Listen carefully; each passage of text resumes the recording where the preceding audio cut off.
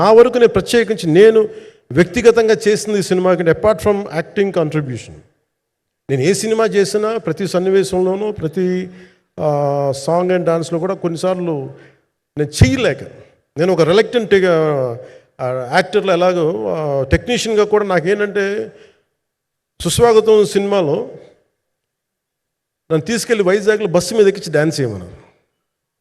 చచ్చిపోయాను dance చేయలేక. ఇంకా మిగతా వాళ్ళకి ఎంత తేలికైన డ్యాన్స్ నాకు చేయాలంటే నేను గింజుకుపోయి నేను అనుకున్నాను ఈరోజు ఇంక సినిమాలు మానేస్తాను చెప్పి మా వదినికి ఫోన్ చేసి కూడా చెప్పాను, చాలా పర్యాలు చెప్పాను.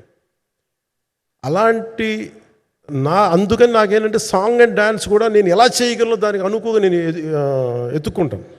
అలాగే యాక్షన్ సీక్వెన్స్ కూడా రియల్ లైఫ్లో కొడితే ఎలా ఉంటుంది, మార్షల్ ఆర్ట్స్లో సాధన ఉన్నవాడిని, ఈ లాట్ ఆఫ్ వర్క్షాప్స్, ఈ మార్షల్ ఆర్ట్ వర్క్షాప్స్ చేసిన వాడిని కాబట్టి హౌ రియలిస్టిక్ వీ కెన్, ఎంత సహజంగా మనం వెళ్ళగలం, వీటి మీద ఒక అవగాహన ఉన్నవాడిని కాబట్టి చాలాసార్లు కూర్చుంటాను.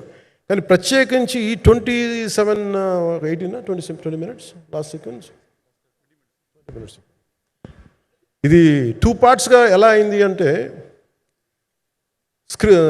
ఒరిజినల్ థాట్ క్రిష్ గారి దగ్గర నుంచి వచ్చినప్పుడు ఇట్ వాస్ క్వైట్ లాంగ్, ఒక నిన్న ఈ సినిమా ఒక పాటలు అవుద్దని అనేవాడు మొదటి నుంచి. బట్ లేటర్ వాళ్ళు డిసైడ్ చేసుకొని ఒక టైంలో ఇది అవ్వదు, we want make it as 2 parts అనుకున్నప్పుడు ఎక్కడికి వచ్చి ఆగిందంటే ఈ క్లైమాక్స్ దగ్గరికి వచ్చి ఆగింది ఫస్ట్ పార్ట్.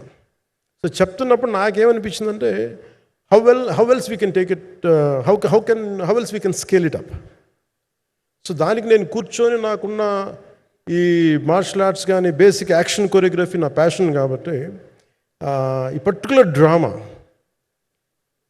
ఈ పర్టికులర్ దాంట్లో ఏంటంటే మొఘల్ టైమ్స్లో ప్రతి ఒక సగటు భారతీయుడు అనుభవించిన బాధ అది.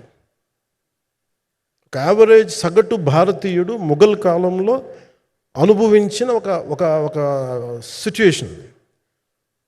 ఆ సిచ్యువేషన్ హీరోకి సంబంధం ఉండదు, కానీ how he gets entangled, how he gets involved in it, that is outcome,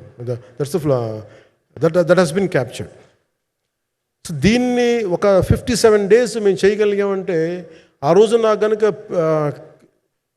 మన జ్యోతి గారు ఉండుంటే పక్కన, maybe I would done it in at least ఒక 50% ఆఫ్ ఇట్.